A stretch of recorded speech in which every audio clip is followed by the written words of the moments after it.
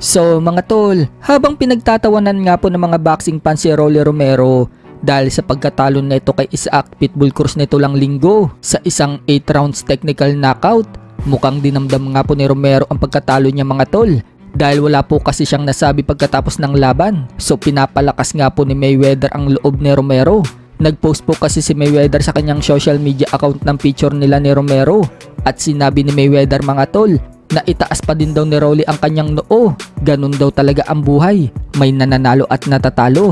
Lahat daw tayo nabibigo. Maging siya daw. Ganun din daw ang naranasan. Tandaan lang daw ni Romero, kapag may taong gusto daw mag-down sa'yo, bumangon ka daw at manatiling nakatayo ang mga paa. At kilalanin kung ano daw ang mga nagawa mo. Samantala, nagtrending nga po sa social media mga tol ang laban ni Pitbull at Romero. Humakot po ng million views ang highlights ng laban na yan sa Premier Boxing Champions. Isa po kasi ngayon si Isaac Pitbull Cruz mga tol ang exciting na panoorin.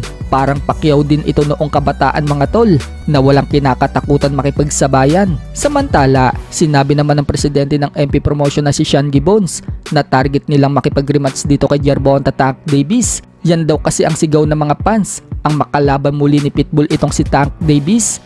Kahit daw sa 135 pounds or 140 pounds, palag daw itong bata niyang si Pitbull. Present naman mga tulang anak ni Manny Pacquiao na si Jimwell Pacquiao sa laban ni Isaac Pitbull Cruz. Kasama nga din po ni Jimwell mga tulang former world champion na si Mark Magsayo na nanood mismo sa laban. Sa kabilang banda naman mga tol, may malaking laban nga din po tayong aabangan sa April 20. Yan po ang laban sa pagitan ni Ryan Garcia versus Devin Haney. Mukhang ready na nga po si Ryan Garcia at panay nga po ang flex ng bato-bato niyang katawan. May nag-leak din pong video mga tol ng sparring ni Garcia kung saan pinabagsak pa nito ang sparmate niya. Sa kabilang dako, sinagot naman ni Devin Haney ang post ni Ryan Garcia tungkol sa laban ni Pitbull at Romero. Post kasi ni Ryan Garcia mga tol, tinapos lang daw si Romero ng 125 pounder na si Pitbull. Wika naman ni Haney kay Ryan Garcia, siya na daw ang susunod. So ibig sabihin, kung ano ang sinapit ni Romero dito kay Pitbull, ganun din ang gagawin ni Devin Haney kay Ryan Garcia. Sa ibang banda naman mga tol, opisyal na nga pong nag-utos ang WBO na kailangan depensahan ni Pundura kay Crawford ang titulo niyang napanalunan kay Tim Tszyu noong linggo.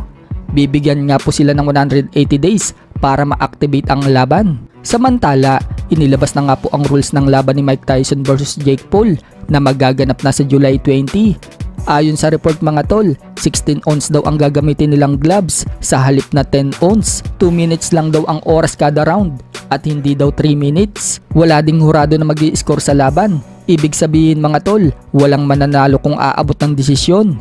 Depende na lang kung may matutulog sa laban, yun ang mananalo. Sa ibang balita naman mga tol, kung matatandaan, tinalo nga po ni American Elijah Pearce ang pambato natin na si Arthur Villanueva. 3 araw na ang nagdaan na ginanap ang laban sa Amerika. 2 beses nga pong pinabagsak ni Elijah Pearce ang Pinoy sa round 4 hanggang tuluyan ang ihinto ng referee ang laban. Pero muntikan na din po si Pearce mga tol dahil pinabagsak din siya ni Villanueva sa round 2. Nakarecover lang ito at nakabawi sa round 3 at round 4. So itong si Pearce nga mga tol, minsan nang hinamon si Casimero. Kaya sumagot na nga po si Casimero mga tol sa hamon ni Pearce. Paliwanag ni Casimero, hindi daw niya kilala itong si Pearce. Wala daw itong pangalan at wala pang ipagyayabang. Kay Villanueva pa nga lang daw, muntika na daw siyang matalo. Sino nga yung naghahamon yung... Tutukan. Ha? Hindi may bago na naghahamon na hindi ko kilala yun. Wala pang pangalan pero gusto na American yun yung black. Doon pa lang sa laban niya kanina, nako, doon pa lang masasabi ko na wala pa siyang ipagmamayabang. Muntik na nga siya doon kay Villanueva eh. Siya ba yun? Yung naghahamon sa atin?